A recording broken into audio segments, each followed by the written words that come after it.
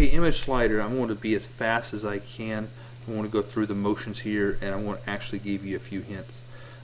If you do have some images for your image slider, the best thing to do, number one, is to have high resolution photos, and hopefully they're all the same size. Okay, if you have that beforehand, you're golden. You won't have to go through some of this stuff, but if you don't, I'll show you how to fix it. Left hand side, hit add element. It's in two different places. It's either in your popular on the left hand side where it says image slider, or if you go down into media, you can find it on the right hand side. Just drag and drop where you want to, and you're off and ready to go. As you see, you'll have some windows open up. Just simply click on what says add image. You're just starting out, so it doesn't really matter which one of these you click on. So once it comes up, you're presented with your library, and you can pick from your site, Facebook, a gallery of images that we supply for you, or you can upload your own. If you need more information about on photos, simply go to our photo in the elements section video, and you'll be able to learn more about single photos. But we're doing with photos in the slider, so I'm going to go ahead and pick this one, and this one. If you want to deselect it, just simply click on where it says selected again, and it will deselect it. One little hint, do not deselect it by clicking on the little X in the top corner, because that will delete the whole picture and you won't be able to get it back. And I say that because you may have this pizza picture or your own picture on many pages, and once you delete that, that picture will disappear from those other pages as well. So if you want to deselect it, make sure you click on where it says selected. Once you do all that, click on done. Now here you see the image has filled up with what we want, and here at the top we can actually drag and drop any of the images where we want it to go. See, oops, I suggest dragging from the right to the left. Doesn't really matter, but as you see, it's kind of tricky. I'm just going to drag it from the right to the left. This is how you drag it from the top. Down here you can trash it, you can link it to wherever you want it to go, and you can even crop it. We'll get to that in a second. But here is the text box. I could put whatever I want in the text box. So if you notice, look at the pizza for the slide. Now look down here at the actual slide itself. So after I type in what I want, pizza is great, exclamation mark. Alright, I'm good there. I hit add, and as you see, it does appear down here in the black. That is my text bar.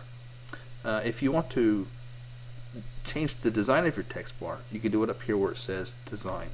Click on design, where it says text bar. You can change the background color, you can add a background image, and here's where you can modify your text. You can change the size of it, you can even bold it. You can do many things, but you have the freedom here to modify this great slideshow. And next thing you could do is go to design and start playing around with the design. Right now the images fill the slider. If you uncheck that box, the images are going to shrink down to its normal size. Let's look at this next one, and let's look at that one. Okay, so you have the option of keeping it there with a little bit of space on the sides of the image, or you can go ahead and allow it to fill the whole slider. I'm a big fan of keeping the images filling the slider. It gives it a nice dynamic look, but once again the choice is totally up to you. Right now it's not playing by itself, but if I want it to autoplay, I just check that box, and as you're going to notice, as it says fade right here, it's going to start fading. There we go. You just saw it did a little fade and then went to the next image. If I want it to slide, instead of fade, I click on it and go to slide. Give it a second, you'll watch it slide. And any day now. There we go. If you don't want to see the navigational arrows, just click on it and they will disappear. I do like the navigation arrows because I don't have to wait. I can actually make it slide myself, or if it was on fade, I can make it fade myself. And that's kind of neat because you can give the customer that option on what they want to do. Let's go to slide. I like slide better than fade. The color, you could change the background color of your slide and even put a background image. So for instance, if you were here to effects and you took it off to where it would fill the slider, whatever background image you have would actually be seen on the sides here. Okay, so that's really it. The last thing we'll talk about is you can adjust your margins. You can even modify the CSS. And if you want to change the height of your slider, just simply go to where it says height and you can move it to minimize it to the left. If you want to keep it maximum, you go to the right. And now you're done. A quick link here, if you want to move this slideshow up and down, just go to the top box as you see. If you want to move it from left to right, you really can't do it with this slideshow because it's already filled from the left to the right screen. But you can resize it now. There's a box in the bottom right and you can just get a hold of it and then move it. So this is nice, and now if you want to move it from side to side, you can do so because it's not stretched from one side to the other.